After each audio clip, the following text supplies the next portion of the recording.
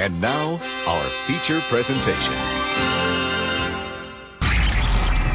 You are watching a master at work. Hello there, everybody. My name is Rafael Chacín, and here we are with my co-host, Zenith, because right now it is another episode of the Combat Club. We are in the episode number 9, and this is like the podcast with MMA, wrestling, and boxing fights. Also, they're reunited. Also, we gotta get in touch with breakdowns, news, or hot topics, opinion, hitting, and of course, we got a lot of more in this podcast because the Combat Club is always there providing all these stuff. So the MMA fightings, wrestling, boxing, because they're reunited in one show every week with breakdowns, news, opinions, previews, and a lot of more. So in this motherfucking club, we're born to fight anywhere, anytime, anyone. And right now, I just wanted to tell you that shout out to everybody, persons having the great comments right now because last weekend it became like surreal right now because we're just about to witness. Yeah, we're just about to witness about for the UFC 300 about two master classes between Alice Pereira and of course Max Holloway versus Justin Gage for the BMFW, which is the baddest motherfucker title. And I gotta tell you for this one, this is completely out of the break right now because we gotta show you about for the knockout for 12 seconds. So you gotta check this out, folks. I know it's gonna be copyrighted, but here it is. Here is the knockout of Justin Gage when it comes with it. Here is the knockout of Max Holloway against Justin Gage at the BMW. So Holloway shows some mortality. Look at this. Holloway just told him, stand right here.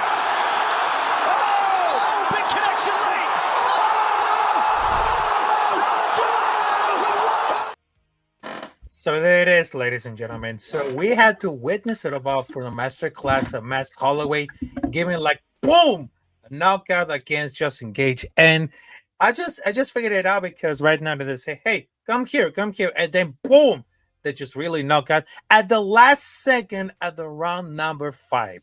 So I gotta tell about this, folks. So I will give you the microphone with my co-host Science in about for the incredible master class about for Max Holloway being like the baddest motherfucker title in the whole world of the UFC. So I will give my word to Science in about for the words of Max Holloway. So give it away. Yeah, thank you for having me on. As always, the 9th episode, making it on the Combat Club. Super excited, happy to be here. Yeah, boy, do we have a card to break down, and then did it start with just amazing fight, and it led all the way up to an amazing fight. But since we were talking about Max Holloway right now at the BMF Championship, man, it was a banger. I know a lot of people had Justin Gaethje picked, and my co-host himself, Rafael, did. But you know what? I diverse because if I wasn't a big believer in Max Holloway, I would have had Gaethje picked too. Gaethje showed to be the stronger fighter. Gaethje showed to be the true lightweight, and Rafael wasn't wrong for picking Gaethje. Just because you picked Gaethje, you wasn't wrong. You guys just didn't expect that Max Holloway to show up. And I have to be honest, I didn't expect that Max Holloway to show up either. Not only did he do what he did to Justin Gaethje, but let's just talk about the whole fight in general. You know, prior to the fight, Max Holloway says that Justin Gaethje likes to duck his head when he goes in and he throws one of those big powerhouse punches. What does Max Holloway do at the end of the first round? He spins back round, not roundhouse kicks, but he spins kicks him right there, aimed at the body, but Justin Gaethje himself ducking, thinking it's going to the head. Right there off the back, round 1, Justin Gaethje has to fight now with a broken nose. And can we just say what toughness Justin Gaethje has to go to a 5-round war with a broken nose? Absolutely a tough motherfucker. They don't call him the highlight for no reason. Now, Justin Gaethje did outland Max Holloway with those dangerous leg kicks, as you've seen, but Max Holloway just walked through it. I mean, like, what human alive could just walk through the leg kicks of Justin Gaethje? Don't let me get started with the leg kicks of Alex Pereira, but, you know, the leg kicks of Justin Gaethje was was nightmarish at times, but to see Max Holloway just to walk through it like it's not hurting him. Yes, that those legs are hurting now, Max. Those legs are hurting now. But Justin Gaethje easily had his moments, but Max Holloway had better moments. Max Holloway controlled the distance of this fight. Justin Gaethje is looked a bit off because he couldn't really time Max Holloway. He couldn't time Max Holloway's distance, and Rafael said it perfectly. You're really up 4 rounds. You don't need to go in there and you don't need to have a moment. But what does Max Holloway do? He goes in there. He rewinds the clock to UFC 199 against Ricardo Lamas. He goes in there, last 10 seconds left. He points at the ground and he says, hey, meet me right here. Come. He summons Gaethje to the center of the octagon. And what does he do in that last 10 seconds? It looks like chaos because it is chaos. Swings for the fences and he knocks out Justin Gaethje in a buzzer beater knockout, which the whole UFC roster reacted to, the whole world reacted to. And one thing I do want to say at that is shout out to Justin Gaethje for even giving Max Holloway a chance at the BMF championship. A lot of the times you don't get a chance at the belt being that he was, not at the BMF belt, but you don't get a chance sometimes that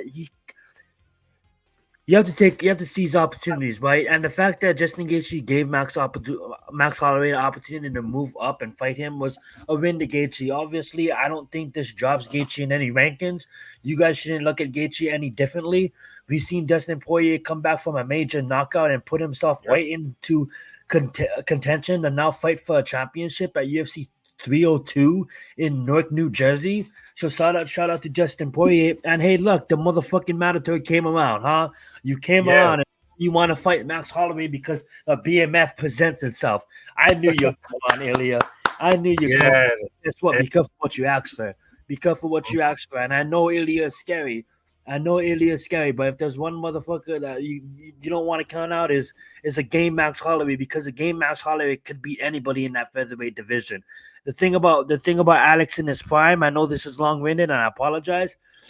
Alex in his prime figured out Max Holloway's distance really fucking early.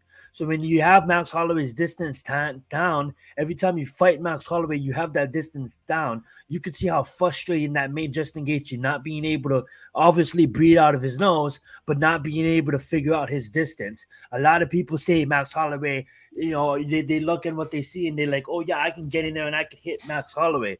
Best believe, Ilya, you are powerful, but I wouldn't surprise me. Max Holloway really struggles against smaller opponents, and I can see him losing against Ilya. Can't see him beating Ilya, and I love that. Yes. I love that because a lot of people do, and I love that point. And I'm not gonna take anything away from now Matador. He's 14 and 0, 15 and 0 for a reason. Just got confused with Jamal Hills, but yeah, he's 15 and 0 for a reason. You know what I'm saying? But how I see Max Holloway beating Ilya is outworking him not only on the feet but also on the ground. Ilya, I would say, is an opponent as a Max Holloway fan. I would like him to actually put his brown belt to the work. Put his brown belt against Ilya. Take him down, because I think a lot of people is not expecting Max Holloway to use his brown belt, and he should be a black belt, but his coach, like we all said, his coach is stingy, you know what I'm saying? But I see using all of his weapons and outworking Ilya, and I can see him being much faster than Ilya, but it's hard to say that when Ilya just timed Volkanovski and put his ass out. But how much of that was coming off of that knockout?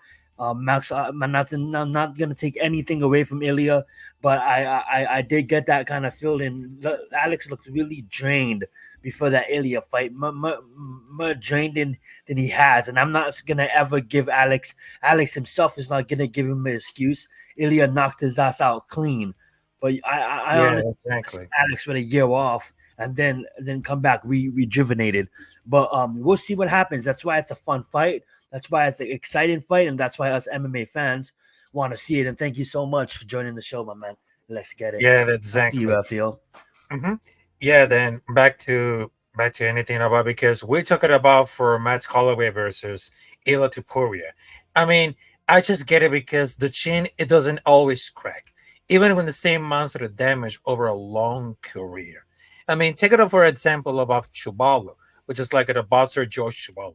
Is one of the better samples. He was never knocked out in 94 pro fights, including 2 against Ali. But he was just taking like it as something else but I can see why this under this prime right now. I mean, there's a lot of grieving about because Chin is gone, but actual damage that I got you off eventually. Is still very young at that moment right now. He's still very young, but he has to go for a king last in many fights against the top hitters without being dropped. They need to study about this brain to see what's up. But I think that Elo Tiporia, it wasn't very impressive about for the title fight, but what it seemed like the Matt Holloway, just like an easy fight. But I think that confidence, it doesn't surprise me because he just made a whole movie about for the preparation, and about for the fight. Meanwhile, it's so I need to watch that movie. If Ilya released that documentary, I need to watch that because I've been waiting for that one. And I don't want to take anything away from Ilya. I really don't. But it's just kind of strange how he just skips Max Holloway. It's like Max Holloway's fighting all the contenders, and then he gets a win against Josh Emmett, and you just skip the line. Like, I get how good Josh Emmett is. I do understand he just knocked out cold Bryce Mitchell. Yeah. But at the end of the day, when you're skipping the line, I'm not even going to complain about that no more because the guy is clearly champion. He deserves to be champion for a reason, but don't be running away from Max Holloway. I want to see you go in there and knock him out. I want to see you go in there and prove why you're the champion of the world, and then maybe I'll put you as one of the top featherweights. But until then, you're still a prospect to me. Even though you're a champion, I need you to defend your belt against the number one contender in your division. That is Max Holloway. Until he does that, then I'll give him a full respect. And I didn't respect a lot of champions in this game. And for reasons like of Tyron Woodley winning the belt, I didn't really respect him as a champion. Nothing against Tyron Woodley. But there's a lot of champions that's Fugazi champions. Not saying that Ilya is one of them, but, they're not, I diverse. Ilya is a champion. Ilya is our champion. He's our featherweight champion if you're a fan of the sport. And he damn deserves it, and he works his ass off. But prove it to me. Defend that strap. Yeah, exactly. But I think that Ilya has a very good shot at beating at 140. Most definitely. Yeah, most definitely. But they cannot be the same about the opponents you see like at the pre-fight, because when Matt does mad things, you're going to look like anything. I mean, also I just said that just throwing away without strategy. I mean, I've been seeing like another fight with just playing out like a great strategy against Justin. But I guarantee that professional fighters, he can beat other professional because they're going to stay updated. Because I'm very sure he was calling like Volkanovski icy fight before the Islam knockout. But I think his confidence is something else. And it's so far as being able to walk the talk. But I'm being a bit surprised because of the round two, because he's not very respectful at time for the last chance. But he gives like the flashbacks to both Holloway and Alexander Volkanovski taking the belt and being like called, I'm sorry about for the apologize for that word, cocky, but believing in the self of the established with the Redskins. I mean, it's like a tradition with his star for the hated the guy who be the long time beloved the champ, and everybody loves it after the couple defense. But I think before the bulk fight, it'll make it look very easier, and much people they just dismiss it as a smug. This is like one of the most interesting fights that I would love to do it. But I think they could only have to do the fight if the MFF title is gonna be on stake.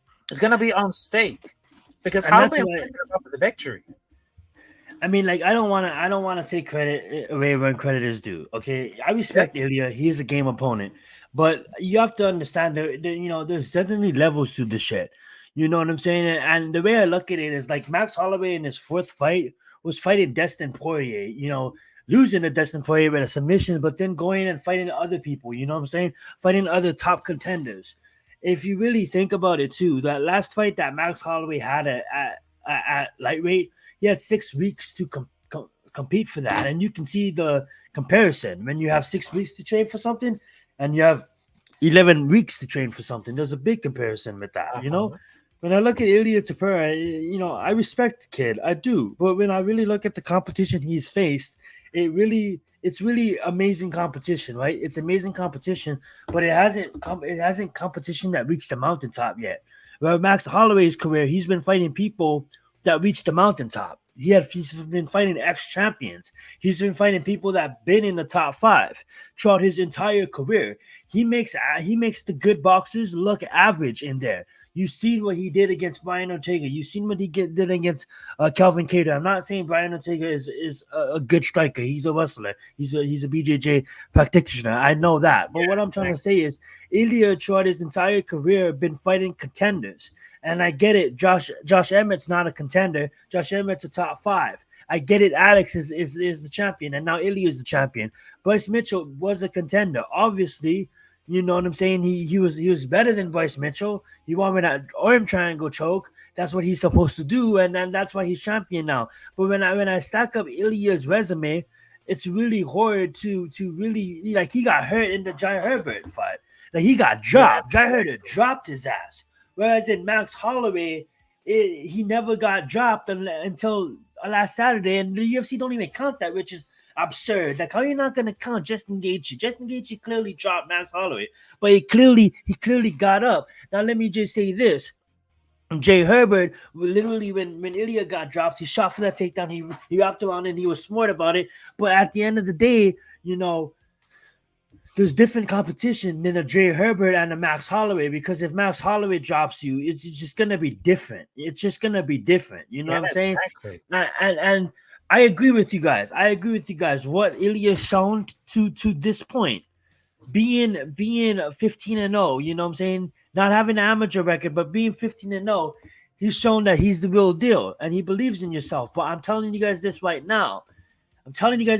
Max Holloway is just like, I get it.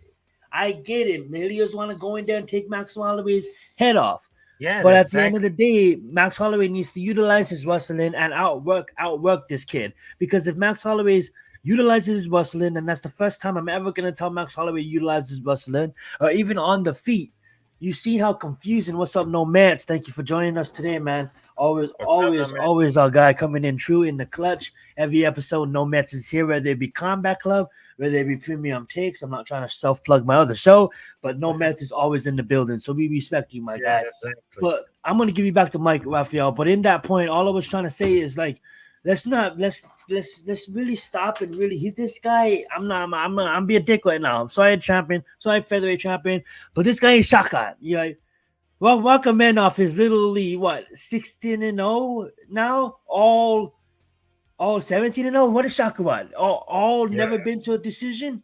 Now that's a motherfucker that's skilled in every single area. That's a motherfucker that's proven he can submit people, proven that he can outwork people, proven that he can knock out people.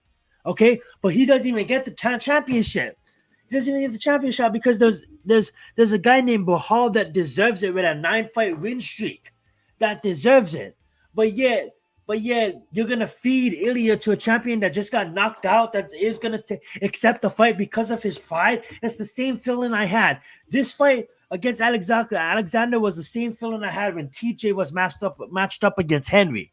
I said TJ gonna get his ass knocked out, because if you watch TJ before that, he was a bad weight cut. He was drained. TJ Dillashaw looked like a fucking skeleton.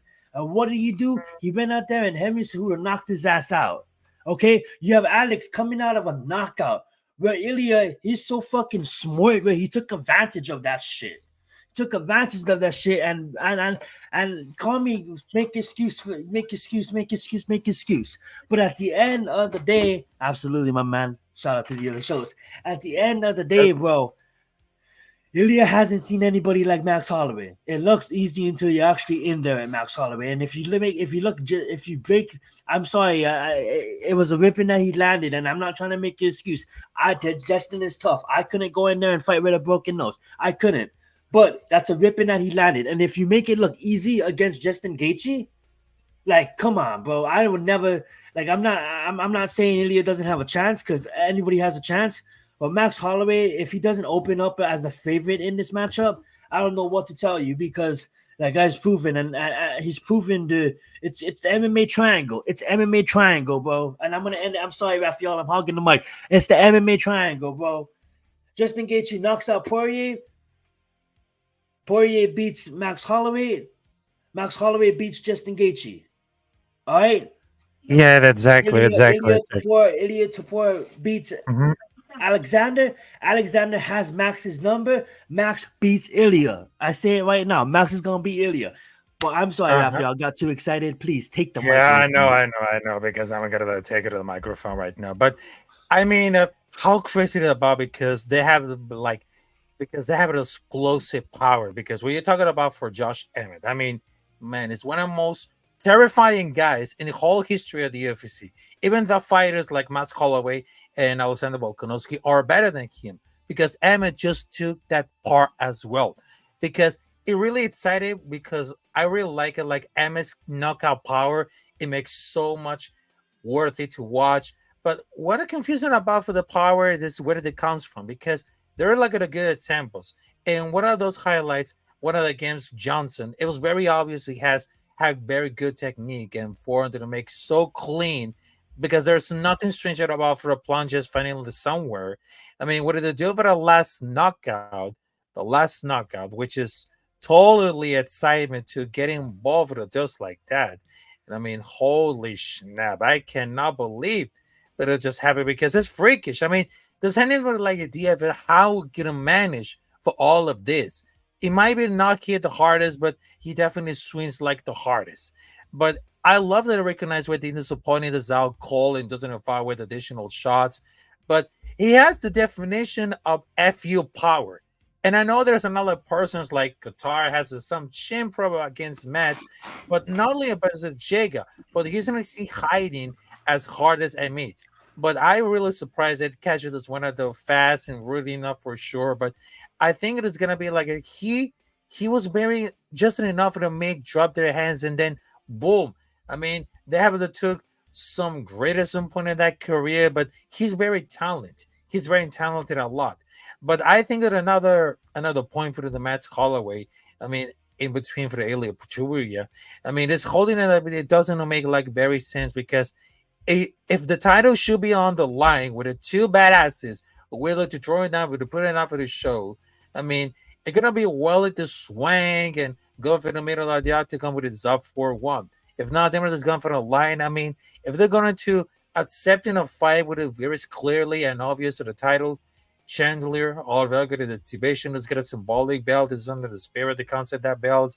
I mean, if it's not like a division championship because there's a lot of fighters who give like the violence vibe because they are favorites and basically just like the work who gonna bring the violence over those fights and they brought like the aura because they're at the top of the divisions because they're just really skilled and smart, but they know about all class and the people for the fight against, but they hardly know that they're back and forward. Also, we're just gonna have to move on to another topic right now because we're just talking about for the UFC 300.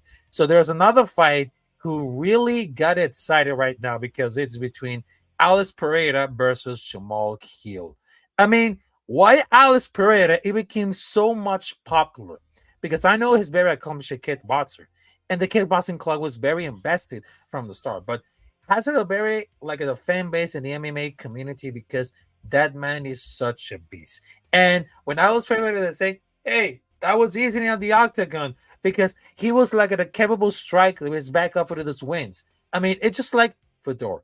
If you're huge, violent, stuck it outside for the cage and put all the people out bowling, you get a lot of the fans. Even he worked out with Anderson Silva, and he wasn't even scary at the times of the personality. He should be like knockout guys. They're not talking about he loves Spider-Man, which is like the nickname of Anderson Silva.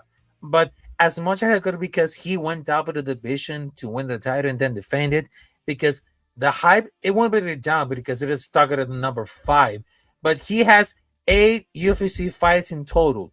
4 those are the world title fights. 2 weight classes. I mean, his UFC record is 7-1. And he's a 2 division champion. It's totally insane. I know he just lost to Easy. But he also know friendly at the 3 months. It was like the most UFC championship. We'll do it like once or a year from a million. But also, it feels like there's no forced trash talking in character pretending to be something because the Stoke Stone Praise persona is still making it hilarious kid that somehow there's going to be able to give it a disadvantage. Because not only is a great fighter to avoid fake drama and takes out challenging fighters, but also he has a decent guy outside to the ring because he has the very potential. And don't be surprised because he could be like the next generation of UFC fighters, including because if you see Anderson Silva on this prime, right now it is on some prime because we had Alice Pereira doing like the best of the best. Yeah, I mean, like you said it perfectly. I love it, and I do want to point this out before I go into my Alex Pereira point. Ilya Taboria is looking to highlight the sphere. So if Alex, I would say Alex is gonna rest. So we will probably have Max Holloway going for Ilya's championship, 2 championships on the line for UFC, the Sphere. So we'll see what happens. But getting into the main event, that was absolutely wonderful to watch. You have a fighter like I just got done batching Ilya for taking out contenders. You know what I'm saying? I was just got done bashing him for not fighting champions before he fought the champion, which is Alex. But he beat the champion, so I diverse. When you look at Alex Pereira, this is a guy that literally is a striker that changed the game yet again. You know what I'm saying? When you really look at it, this guy came in from kickboxing, and yeah, you can go and try to go take the guy down if you can time his distance. But yet again, this guy shows that he's just a killer. Yes, I doubted him at first because I'm a big fan of Yuri. You know what I'm saying? I'm a big fan of Izzy. You know what I'm saying? But to do what he did, he came in from his time beating Izzy, immediately got a title shot where everybody counted this guy out and went out there and beat the champion.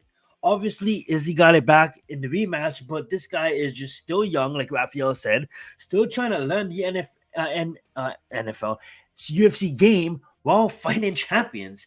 He knows that, hey, this ain't kickboxing, you know what I'm saying? So when I go in and I hurt someone, unless I really dropped him like he did against Jamal Hill, I have to calm down because the last time I didn't get calmed down. You have an ex-kickboxer in Izzy himself that is skilled, that it is going to take that kind of human to beat Pereira because Izzy is a skilled kickboxer, you know what I'm saying? To come in and to do what he did. Pereira got rushy. Izzy went in and he dropped him. Izzy was hurt, but his experience in the octagon is what led to that win. His experience in the octagon. Now Alex Pereira is getting more experience in the octagon and doing it against champions. This guy has made his run against champions. Guys, go look at Alex's record. It's amazing for what he does. And then he does it again to Jamal Hill. Jamal Hill that was rightfully so the champion of this division, the king of this division before he had to lay down his crown. All right. Yeah, he went away, he hurt himself. But hyping up all that fight, thank you for Jamal Hill for making it entertaining for all of us. We respect you on that. But for Pereira to go in there, get kicked to the groin and get kicked low, I'm sorry, and then be like, hold up, let me cook, Herb. No, don't stop it. I'm about to lay this guy down and then back it up and then do a meme where he's like, yeah, what now? You know what I'm saying? It's almost crazy to me. And then to go in there and then to call out UFC 301 to try to save the horrible UFC 301 court. Shout out to Steve for getting his championship fight. I think Steve wins that fight, but I honestly think Steve should have gone through another contender before fighting for that champion, but I diverse. But you think about it. He wants to go in there and he wants to call out the heavyweight champion in Tom Aspinall to go put his title on the line and try to become 3-division champion. Obviously, Tom's not going to take that fight. If Tom takes that fight, he's a motherfucking monster. I'm late to the party. If anything of that fight got announced, if Tom spoke up about that fight, I haven't heard anything. But that being said, I think he goes and he defends his championship at least if he really wants to.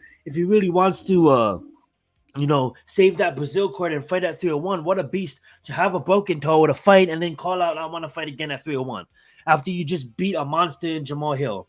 But Alex Pereira deserves everybody's respect. He's the first official athlete, I would say, that literally didn't switch up to, not even switching up. It's like everybody takes the time to learn English to grow with the American fan base. But this guy didn't. This guy's I'm gonna talk Brazil and Portuguese, and they're gonna understand me. You know what I'm saying? They're gonna understand that I'm a warrior in this bitch, and he definitely is. And his entrance is awesome, and to watch him awesome. So it goes to show you, like, this guy is another one that comes, out of that great country of Brazil, and like, Amanda left, Anderson left, a lot of great legends from that sport left, but at the end of the day, like, we have great legends still doing it, and Alex himself. So that was an amazing main event. Back over to you, Rafael. Yeah, that's exactly, because there is like the main events that we just witnessed about for the history, because UFC 300, it was just like a series of bangers, because not only it just had Matt Holloway versus Justin Gage for the BMF title. Also, they just got Jamal Hill versus Alex Pereira. I mean, there's a lot of things that we just about for the witness, about for the history, because right now that I say, because the Nets event, the Nets pay-per-view event is going to heading up right now for Rio de Janeiro, because the 30 because the UFC 301 is going to head to Rio de Janeiro, which is in Brazil, which they got Alessandro Pantoja versus Steve Erceg. Also, they got Jonathan Martinez versus Jose Aldo. And then on June, which I'll go there because they're going to head it to Newark, New Jersey. And they just got UFC 302. I mean, what can I say about, because the next two pay-per-views, which is on Rio de Janeiro in Brazil, and of course, on 302, which is on Newark, New Jersey. Shout out to all these people in New Jersey. And of course, I hope I'll be there in Prudential Center, because they have amazing fights, because they have Sean Strickland versus Paulo Costa, Islam Bakovic versus Dustin Poirier. I mean, Dana White is really cooking at all, because they just wanted to know about, because right now, did you see like a lot of talented fighters at the UFC? They just wanted to give it like a shot, no matter if it's to the championship or it's like a lightweight bout. I mean, Dana White, it has a very good options to go over to the center about for the main events and offer the next points. But it seems that because what happens to the ball for the UFC, I mean, because right now it doesn't happen, because that performance and the knockout bonuses, I mean, he's very good at all, because since the first time that it was there about it, because I mean, it doesn't seem like a mistake. I mean, he was legitimately had many reasons to put like the greatest spectacle, because everybody that's saying about, oh, this is like a scumbag right now, but no, he's just like a fucking genius, because he just let him cook it about all those fights, and of course, it just let him like appreciated all those fighters, and You he talking became about like, Dana and the bonuses? yep, the bonuses, To yes. give out that much bonuses, and yeah, that was amazing to watch. To give that answer, to get come out. Yeah, more Coleman, what a hero in himself, to wrap a strap about the BMF championship. I mean, like, I honestly want to go into Diego Lopez before we kind of touch on that Coleman event, because we got it, because she was absolutely out. She was choking on the canvas out. But that being said, in round one, but to touch on Diego Lopez, him, he's in his moment yet again, to go in there and to put out a striker like Yusuf in the fashion that he did and to call his shot. You know what I'm saying? Absolutely wonderful to watch that kid. He appeared against a guy in Mozov that was just basically on a tear and still is. I mean, like, Ilya calls him the division decision king, but at the end of the day, he's winning fights. You know what I'm saying? He is 18-0 for a reason. And for Diego Lopez to call him back out, and for Diego Lopez to want to fight soon, we could see that appear on these next couple of cards that we was just previewing. So much amazing fights on this UFC 300. Of course, we're not going to go through all of them. I did my recap on my channel if you guys want to catch that. But I do want to ask Rafael, like, what do you think about them? I get it. She wasn't knocked out. It was a choke. As long as she's able to walk to her corner, it's technically not a stoppage. But what do you think about that? She's literally getting choked out in the main. And let's talk about Kayla Harrison after too. She's literally unconscious, bro. And then the fight, the bell stops in the end of the first fight in Jan versus Wei Li. Wei Li literally throws it to the fucking ground, and like she's trash. I'm sorry, I'm not trying to be mean.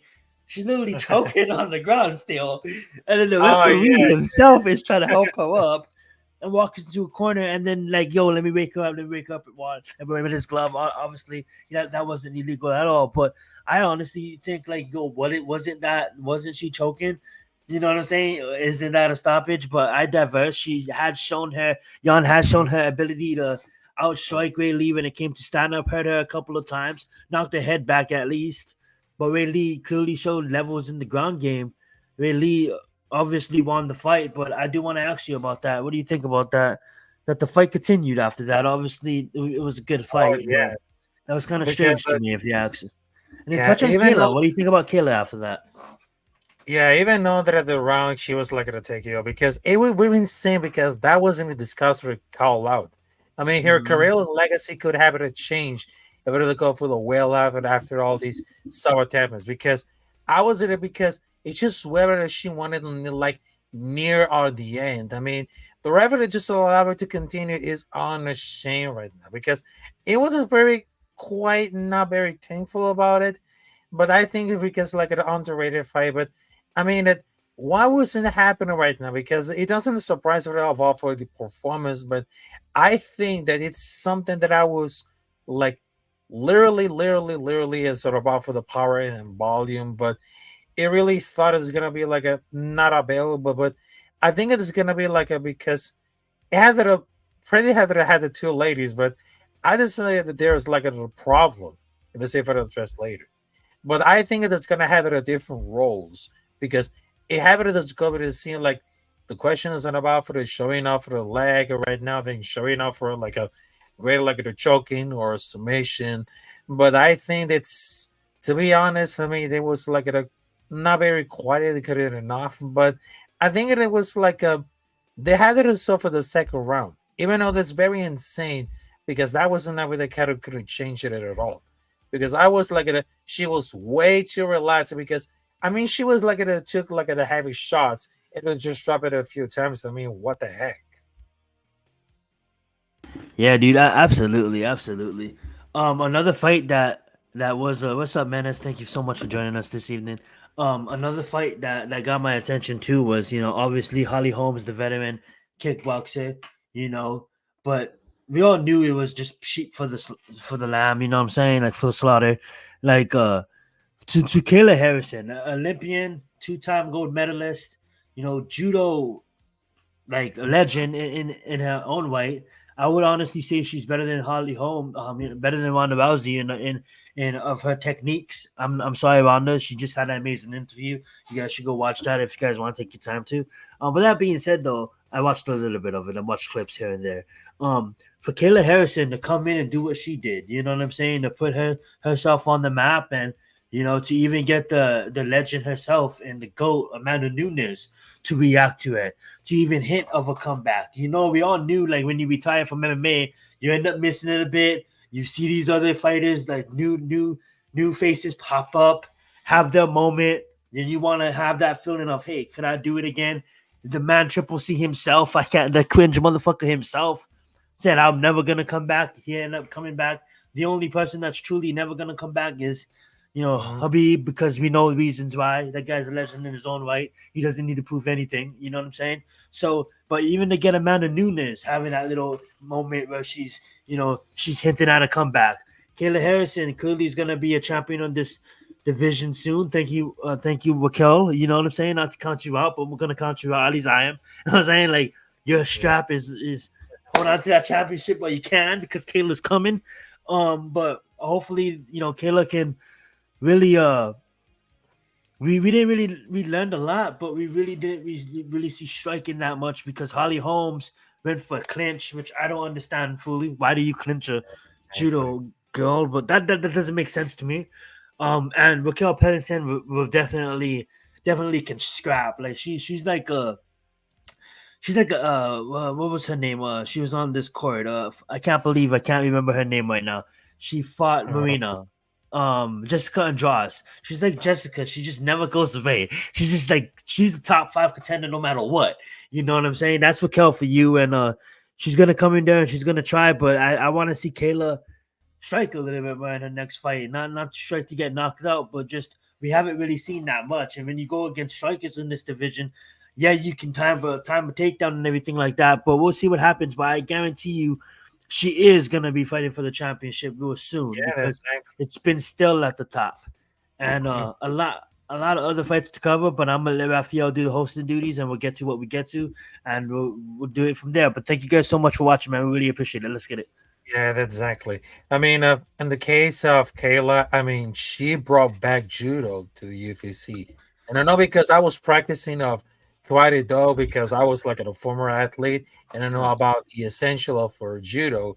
I mean, judo was pretty dominated, and I said it before because Kayla was always like the better fighter over Ronda. I mean, let alone for the else on the field because she was like one of the most successful judoka with 2 gold medals and walking over for the French and Japanese for 8 straight years. But also she was disciplined, humble, and understanding her weakness and strengths. And I think she's gonna be like retired as one of the, if not the greatest MMA woman in modern history. I mean, it's gonna be like a dominant performance, but it really stuck at Judah and crushing Alan Fierce with a striking match. But that was like because she was like a contributing factor to Amanda Nunes, living up for her past comments. And I see look at the ranks right now, but I think Hong would have tried at least copy her anti-judo strategy from Ronda fight. I mean, there's like footwork, long strikes, deny the clinch, and forcing up and off with slopping boxing. But I mean, she literally clinched up with a bigger, stronger, highly decorated judoka. But you also had to take into account the fighting style that Holly Holm has been like after a Ronda fight. I mean, she was outcreated with more grappling into the game and really like quite a little control about for the fight against Ronda Rousey, which was back in 2015. I mean, funny enough, with a more grappling attempts for a more Bollywood option at the age, whatever the pro striking. But I mean, the Holly was something about for 5-6 getting over it to the fight since Rousey was definitely some English at the age of 42. I mean, I give it like a lot of credit to Kayla to put this up. She was capitalizing on Holly mistakes and positive immediately on the first round, but that was just like a solid and clean transition to tie Chastity into Neil Hassett in both round number 1 and round number 2.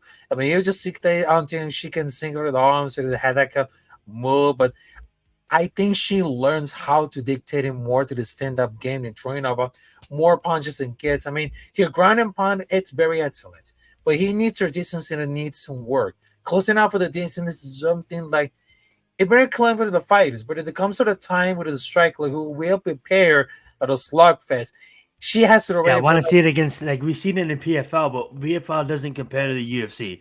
And then Holly Holmes is washed. You did it against a 42-year-old. So I want to see you again. I want to see you do it against a UFC premier opponent like Raquel. Like, I just got done dissing Raquel, but Raquel is game. I want to see you, Kayla. I want to see you against a game UFC champion. Yeah, exactly. But I think it is gonna be like as funny enough. But I think it is gonna be like because there's another example: Shumenshko, Akiyama, Parison, Lombard. I mean, did not begin and end with Rousey. Also, it's gonna be like at whatever Sambits count. Give it like the how little distinction is gonna be like between for judo, sambo, and wrestling in the Eastern Bloc. I mean, that's really insane because actually, when it comes to the bloodlines and grappling arts, what it deals with a possessed with the knowledge, with a skillful of full-fledged judoka, I mean, it's gonna be like a representative sport. It's linked like the same for Purdue, Kalbi, Chavo, Ibano, Jawishi, and basically there's more than a half of the people who has a UFC record, so a person will be known at Sambits because that means for the record. And I just wanted to tell you because right now, let's see for the last topic because this week there will be no UFC fight. There's gonna be only one boxing fight, which is gonna be like truly amazing. It is gonna be between Garcia versus Haney. I mean, outside of the go for the puncher's chance, it's gonna be like a shot with Garcia wins. It's gonna be like either another than Ryan, just like David. I mean, I know it's going to be like a super fight. It's going to be on Saturday, 20 April. And of course, shout out to all this person celebrating for 420. So it's going to be wearing all the green stuffs. But yes, it might be, it's going to be like one of the best pound by pound because I don't see like a universe with Ryan Garcia has very prone enough to pull off the trigger and go for the upset. And I think it's going to be like a knockout for a round number 6 or 7. But it's not going to be an unanimous decision for Haney. But I was gonna be like one of the few people that Ryan Garcia had to go for the weight class because they're just fighting to get like a little bit more to find it with similar reach. But it's gonna be like interesting how the affects of the range management. But as long as kind of the hardcore boxing, because they're really good for the sports. I mean, it's gonna be like a Twitter beef they're gonna sign to the contract, but it doesn't seem like it offer too much advantage of a Fondora situation. I mean, there's going to be like an advantage in effectively due for the lack of the distance management, terrible footwork, below average jab inability to fight on the outside. And I cannot believe it's going to happen, but I think it's going to be like one of those fights that really had the gut connected.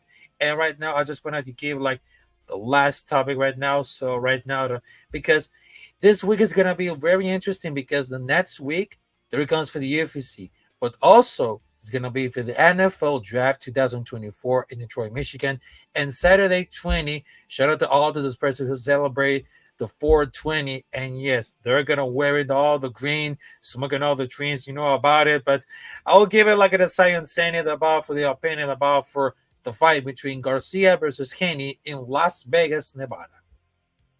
Yeah, definitely going to be a fun matchup. You know what I'm saying? I don't want to be a dick, but I can't wait for this fight to be over because YouTube and social media has been just plugging it away and recommending it in my feed and stuff like that. And to see this circus of a promotion, just like it's been wild out here. And I'm not even a big boxing fan, but I can tell you what's been going on. You know what I'm saying? There's just been so much.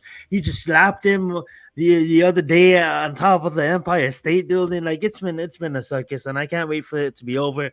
And we'll see what happens. You know what I'm saying? I am gonna watch it. I'll be lying if I didn't tell you I am, but I'm probably only interested in the main event, and hopefully it turns out to be a good one. You know, I do want to see Henry actually fight the Tank. You know what I'm saying? I think that's the fight to make. Garcia unfortunately lost against the Tank, so if you really think about it, nothing against Garcia.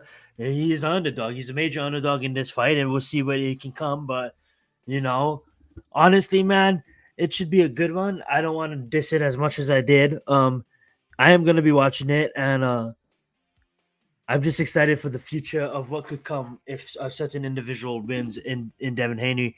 We all want to see Devin Haney versus Tank because I honestly think that Tank is a division. And this is Devontae's division, honestly, in my mind. And but obviously, Henry has has the titles. But that being said, though, it should be a fun fight. And yeah, the draft is coming up. That's gonna be a fun one.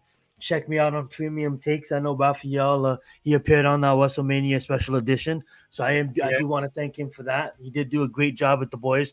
The boys, Adam and Mac, they told me they absolutely loved you on, and we have to bring you on for another show. Maybe if not this next episode, but we'll figure out an episode. But you'll come on and you'll talk more about the Raiders and stuff like that. And just thank you guys all for joining us on this other episode number 9. Almost made it to episode X and 10. Can't wait. A lot to talk about. UFC 301's coming up. There's this new Triple H era. I'm gonna start getting more involved in the WWE because of the fact that it looks like things are going and heading in a better direction. But you guys can always keep it locked for the latest in UFC and rumors and highlights and stuff of that nature, because at the end of the day, we wanted to start this podcast covering the UFC. I made the choice at the end. We both actually made the choice. I want to say fully me, but I kind of pulled the audible like last moment to kind of be like, hey, let's talk about everything, boxing and wrestling as well. But for those of you boxing and wrestling fans that didn't really get that much talks, we apologize. But we will be talking about it soon because Backlash is coming up. Probably gonna touch on that. And of course, boxing, and we'll touch on the winner of this fight. And best believe when Tyson Fury goes at it again and when there's major fights, we'll talk about it. But until then, thank you guys for watching. Go right ahead, Rafael. All right. So thanks a lot. And that's because right now it is the episode number 9 of the Combat Club. So right now, I just wanted to tell you that thank you guys for joining us on this special episode, which is the episode number 9. So every week, we got a breakdown, and of course, we got some reviews, also for the news. Also, we got them coming for the Combat Club because this 2024 is gonna be so amazing because right now we got to reunite all these mixed martial art fans, wrestling fans, boxing fans in one podcast because we are the Combat Club because we are born to fight. Anywhere, anytime, anyone, because we are unfiltered. Well, animals with the primal instincts. Yeah. We're just true ultimate beast. Sorry. That was kind of cheesy. Exactly. Anyone who plays that's so cheesy. I love it. Don't continue. I'm sorry to destroy your outro. Yeah, don't worry about that. So that being said, because it's been the episode number 9 of the Combat Club, check out our YouTube channels because right now check out Science Zenith not only is providing for a premium take, also he's my co-host of the Combat Club. So checking him out tomorrow along with Mac the Giants fan and Evan Costas about for premium takes, the best of the best in sports, not only about for NFL, also for baseball, basketball, also for wrestling, mixed martial arts, all this stuff like that. And you gotta check out my YouTube channel, which is El Capitán Rafucho. And this week is gonna be really important because I'm gonna provide a play-by-play between for all the basketball playoffs, because the NBA playoffs is gonna be right here. And the next week, which is the NFL Draft 2024 on Detroit, Michigan. Oh boy, this is gonna be so exciting because there's a lot of talent in college football around for those schools, 32 teams, and of course, there's one option to get a draft. So that being said, folks, thanks for joining us at this episode number 9, coming close to the episode number 10 of the Combat Club. So that being said, folks, have a great night, and of course, shout out to all these persons right here. So I just wanted to tell you, peace out, motherfuckers. We're out. Let's get it.